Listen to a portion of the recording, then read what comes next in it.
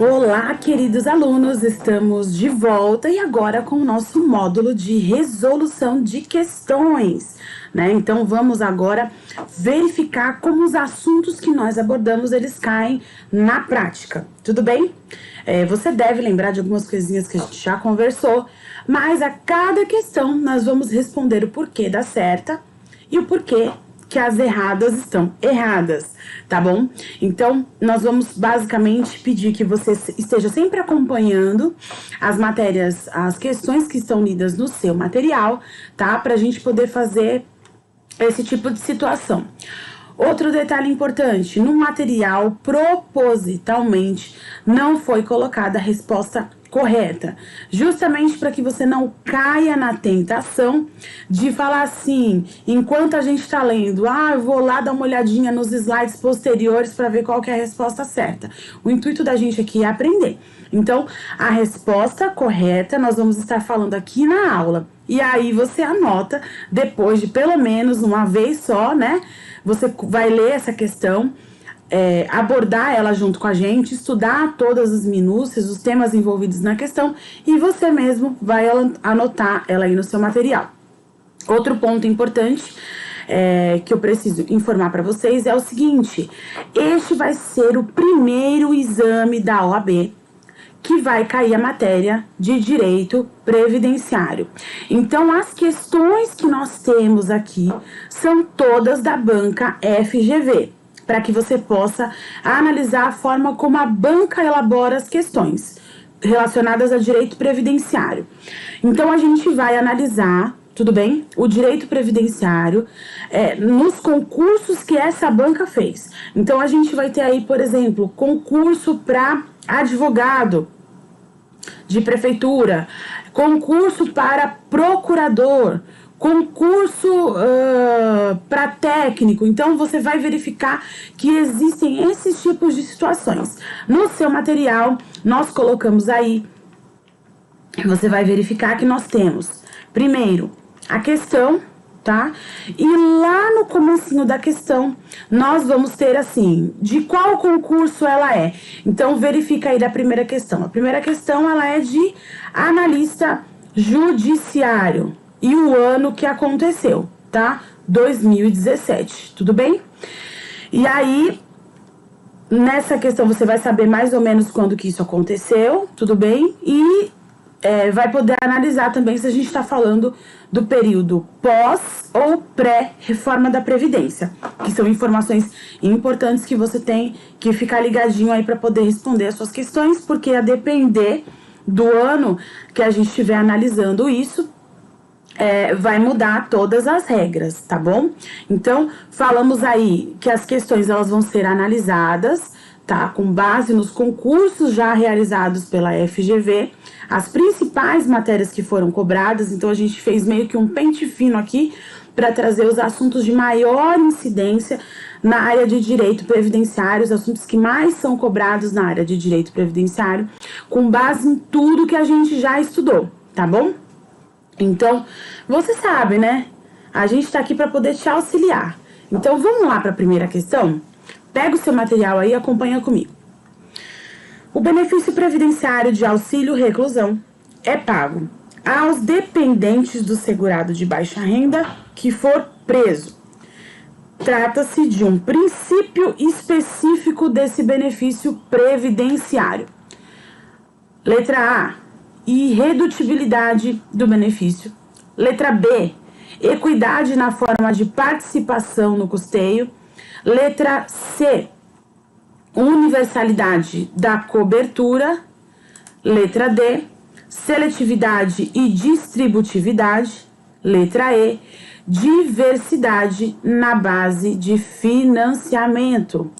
Eu vou dar aí alguns segundinhos, um minutinho aí para você poder pensar, tá? E a gente conseguir responder essa questão juntinhos e você verificar qual é o gabarito dessa questão.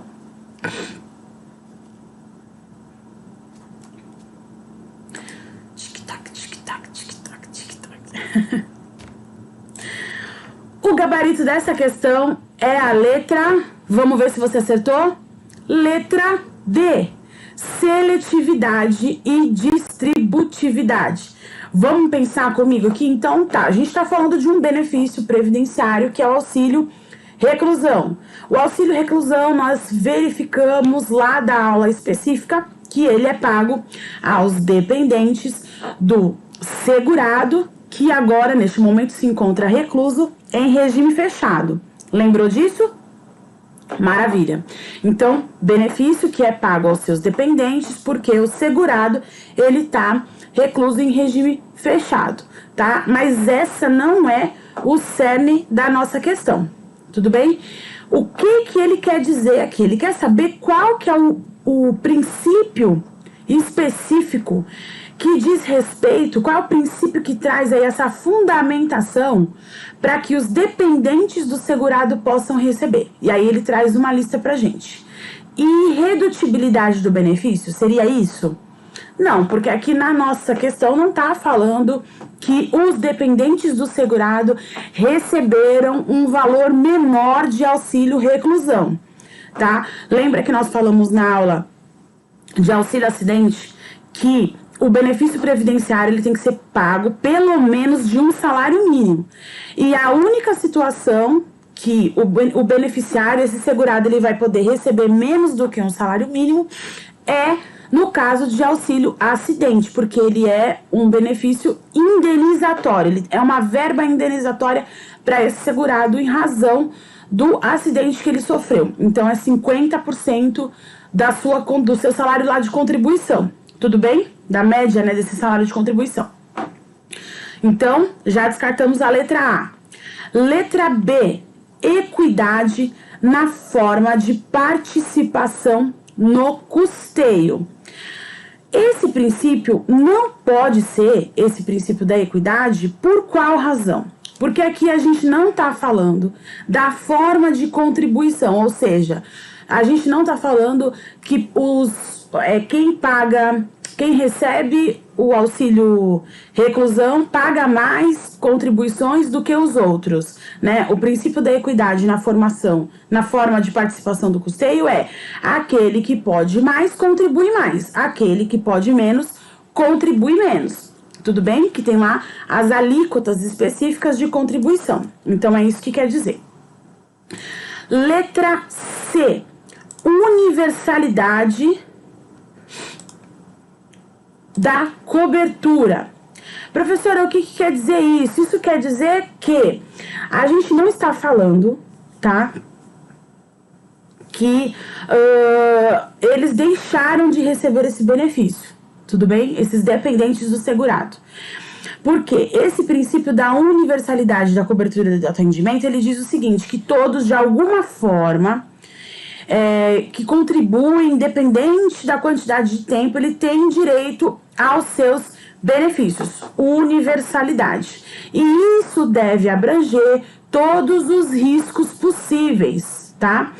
E é preciso ser analisado isso. Então, universalidade eu preciso contribuir, tá? E aí, dependendo do benefício que a gente estiver falando, se não tiver carência, né? Independente da quantidade de tempo, eu preciso ter os benefícios para garantir os riscos possíveis.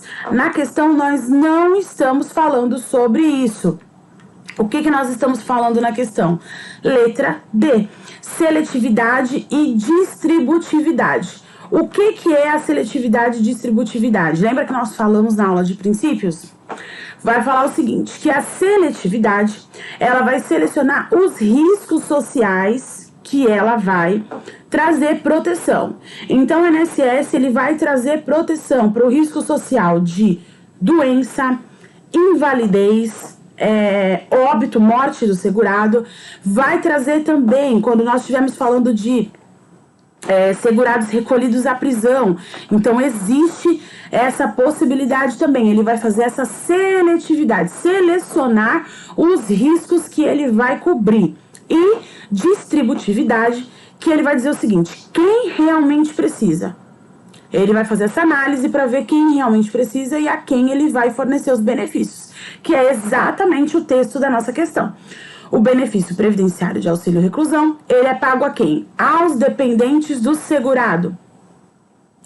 Então, nós temos O benefício de auxílio reclusão, que é a seletividade, é pago aos dependentes do segurado de baixa renda que for preso. Distributividade, ele escolhe o risco que ele vai cobrir e ele escolhe as pessoas que vão ser beneficiárias desse benefício. Tudo bem? E a letra E, aqui só para você ter certeza que não é a letra E, diversidade na base de financiamento. Lá no artigo 195 vai dizer o seguinte: a Seguridade Social ela vai ser financiada por toda a sociedade, de forma direta e indireta, nos termos da lei, mediante recursos provenientes dos orçamentos da União, dos estados, do distrito, dos municípios e das seguintes contribuições sociais. Inciso 1º, do empregador, da empresa e da entidade a ela equiparada na forma da lei, incidentes sobre. Então, veja, diversidade da base de financiamento é a forma como a Seguridade ela é financiada. Tudo bem? Eu espero que você tenha gabaritado essa questão. Vamos aí agora para a segunda questão. Tudo bem? O que vai dizer a segunda questão? Vamos fazer a leitura dessa questão. Esse concurso, tá? Foi para técnico da Fazenda pela FGV. O concurso ocorreu no ano passado, em 2022, e teve aí uma questãozinha que vai envolver 2 temas, tá? Não é puramente previdenciária. Tem uma questão tributária aí de fundo, tudo bem? E o que vai dizer essa questão? Os servidores públicos aposentados com a emenda 41 de 2003 passaram a pagar como contribuição previdenciária sobre seus proventos de aposentadoria valores que excedem o teto do Regime Geral da Previdência Social, RGPS. Aqueles que já eram aposentados antes da emenda 41 de 2003 estão obrigados a pagar tal contribuição? E aí, o que você acha? Responde para mim.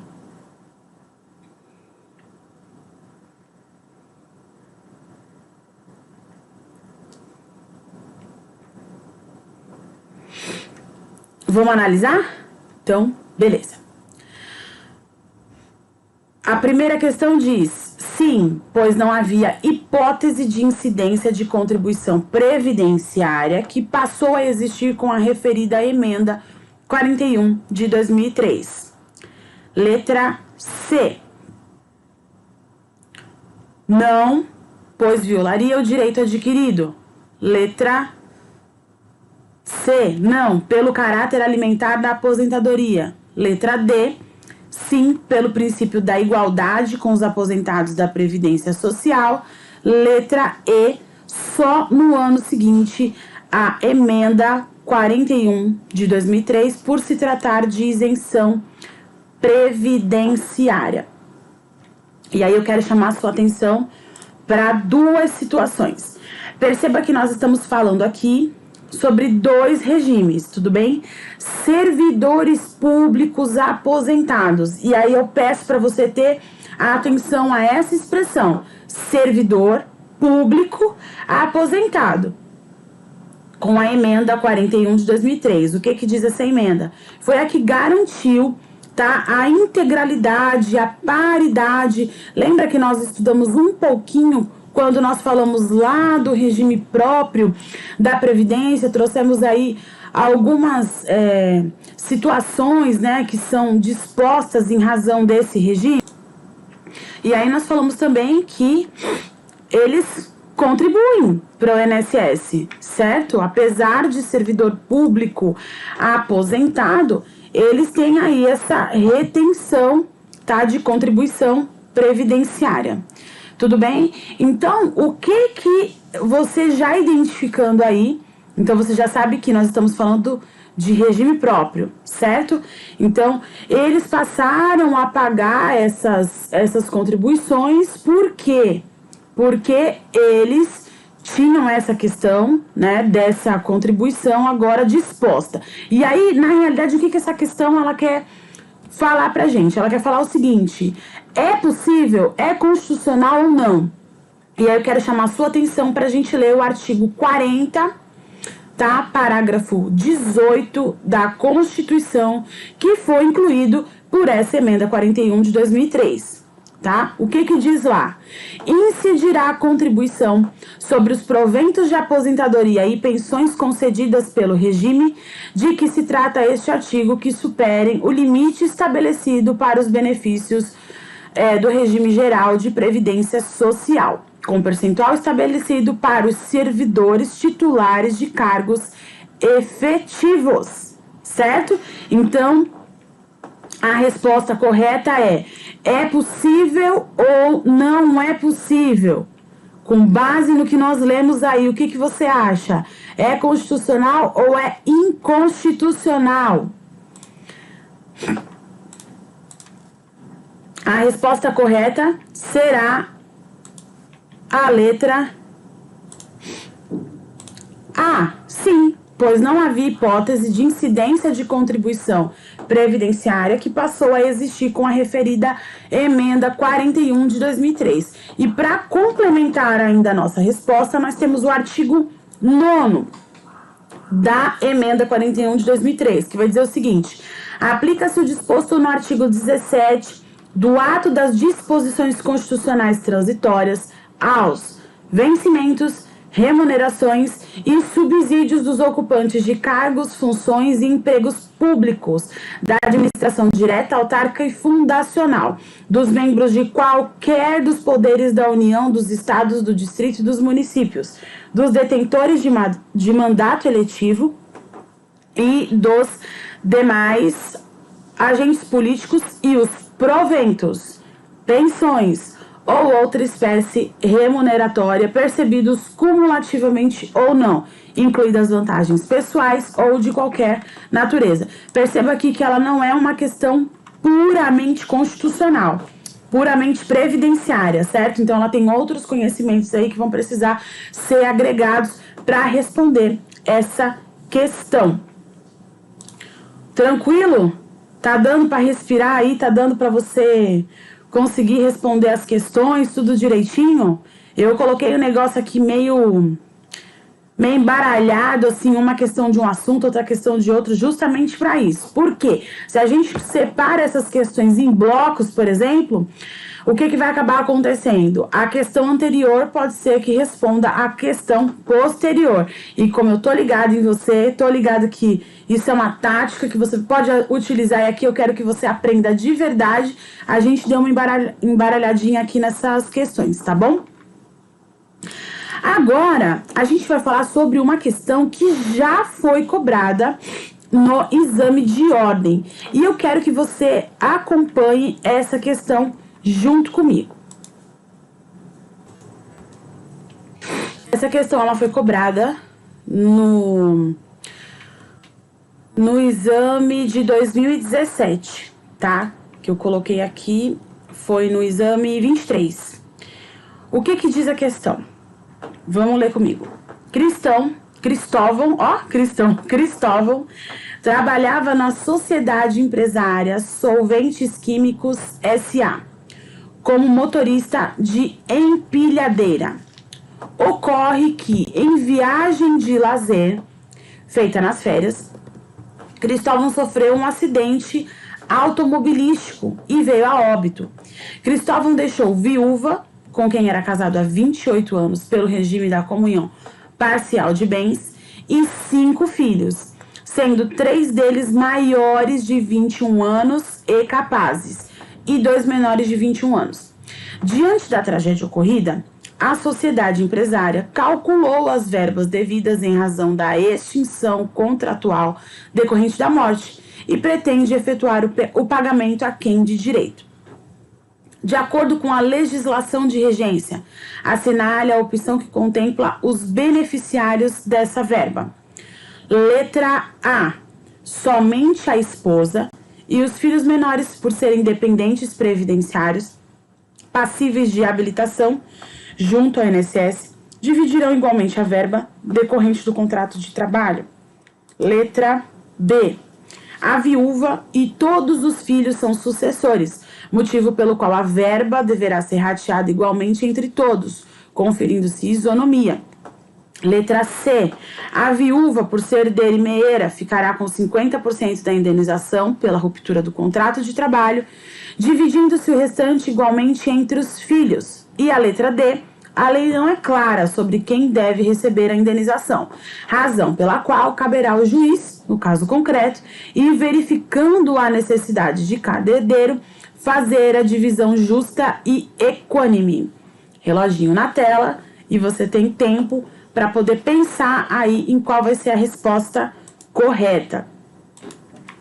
Uma dica importante para você é o seguinte: quando você for responder, né, a pegar a sua prova da ordem aí, o que eu recomendaria?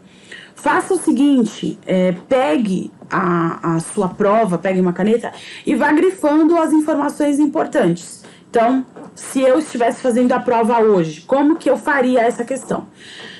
Eu ia ler: Cristóvão trabalha na sociedade empresária Solventes Químicos. Ok, ele é empregado. Essa é a informação que eu retiro daí, como motorista de empilhadeira. Ocorre que em viagem de lazer feita nas férias, aí eu já excluí. Bom, não vai ser, era uma viagem de lazer, então a gente já não tem mais a questão aí do auxílio acidente, certo? Cristóvão sofreu um acidente automobilístico e veio a óbito. Bom, se ele veio a óbito, não estou falando de aposentadoria, não estou falando de auxílios, né? Doença, não estou falando do auxílio acidentário, auxílio doença acidentário, não estou falando de auxílio acidente, porque são benefícios que são pagos diretamente para o segurado. Então, eu só posso estar falando de pensão por morte. Já eliminei esses outros benefícios que são oferecidos pela Previdência. Aí, complementando, então, já vou pensando aqui em todas as hipóteses para quando eu chegar nas alternativas, eu saber qual que é pelo menos mais próxima da resposta correta, tá? Cristóvão deixou viúva, então ele era casado, certo? Porque só tem o status de viúva a pessoa que era casada, certo?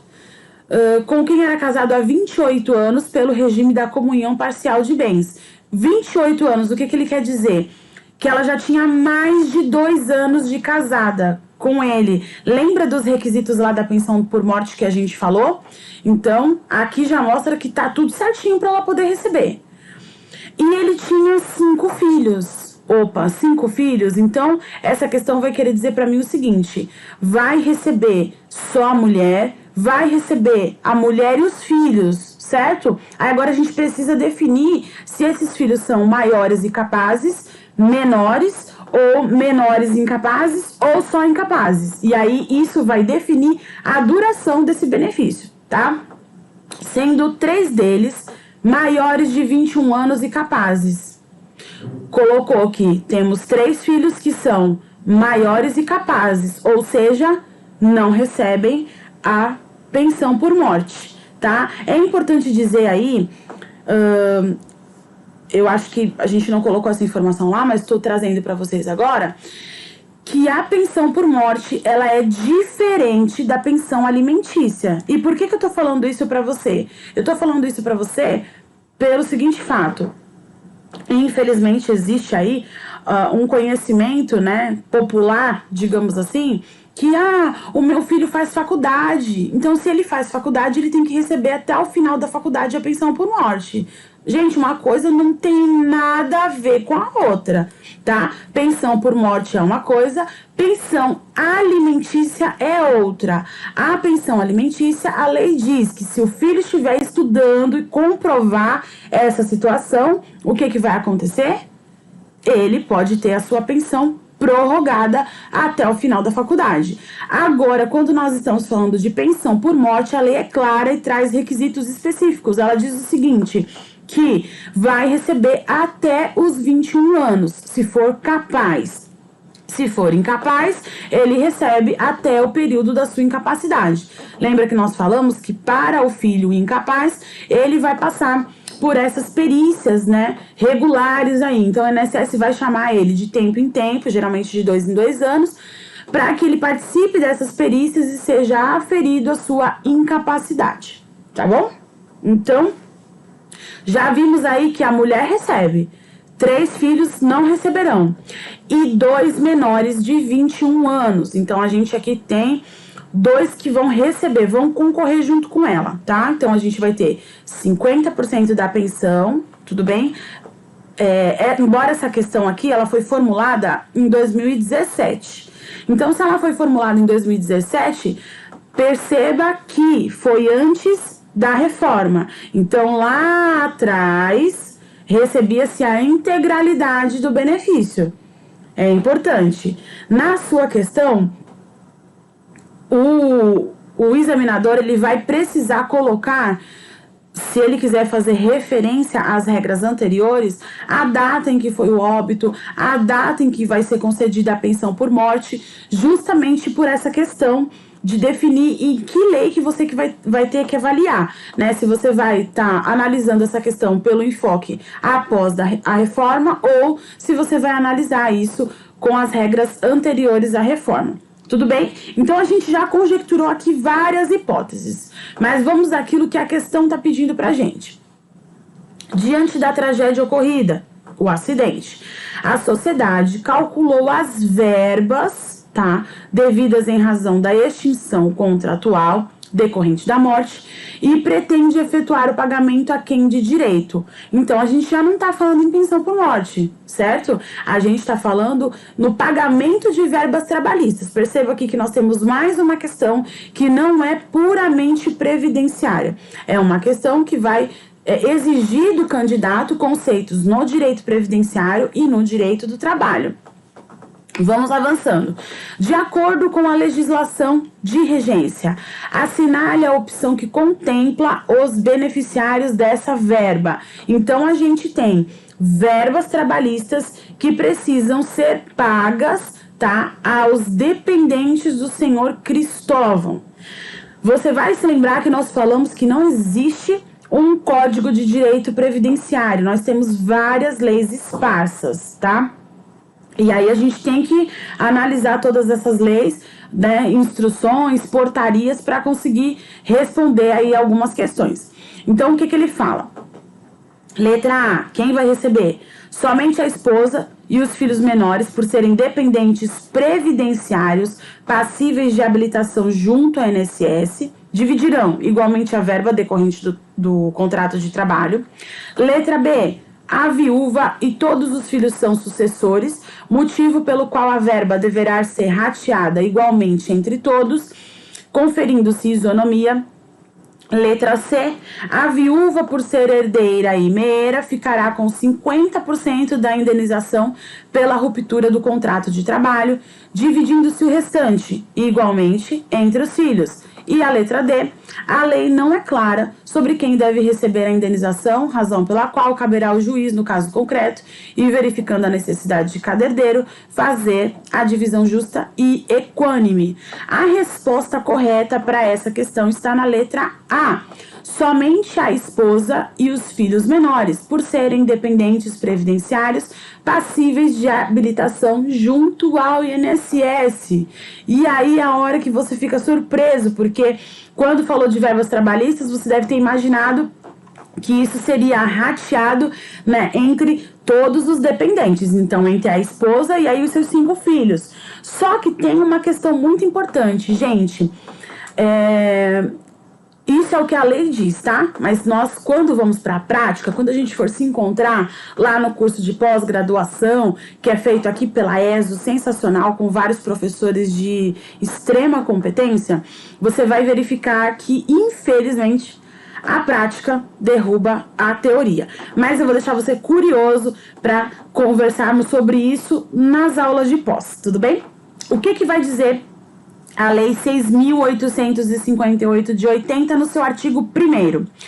Os valores devidos pelos empregadores aos empregados e os montantes das contas individuais do Fundo de Garantia do Tempo de Serviço e do Fundo de Participação PIS/PASEP, não recebidos em vida pelos respectivos titulares, serão pagos em cotas iguais aos dependentes habilitados pela Previdência Social ou na forma da legislação específica dos servidores civis e militares e, na sua falta, aos sucessores previstos na lei civil, indicados em alvará judicial, independente de inventário ou de arrolamento. Então, a lei, ela traz a seguinte informação, que nesse tipo de situação, o que vai acontecer? Vão receber somente verbas trabalhistas que deveriam ser pagas ao falecido, vão ser pagas à sua família, certo? Mas não vai ser pago para os seus dependentes só pelo fato deles serem dependentes. Eles precisam ser dependentes habilitados para o benefício da pensão por morte. E aí é preciso você ter esse conhecimento do benefício da pensão por morte para entender que existem os dependentes de primeira classe, segunda classe, terceira classe. Se na questão estivesse falando o seguinte, que ele não tinha filhos, não tinha esposa, então, ou convivente, né, ele não teria os dependentes de primeira classe. Então, ele ia ter os dependentes de segunda classe, ele poderia ter os pais vivos, certo? Então, esse pagamento seria feito aos pais. Poderia acontecer de ele não ter os dependentes de primeira classe, os dependentes de segunda classe, mas ter, por exemplo, um irmão menor de 20 anos, ou um irmão que pudesse ser considerado como incapaz.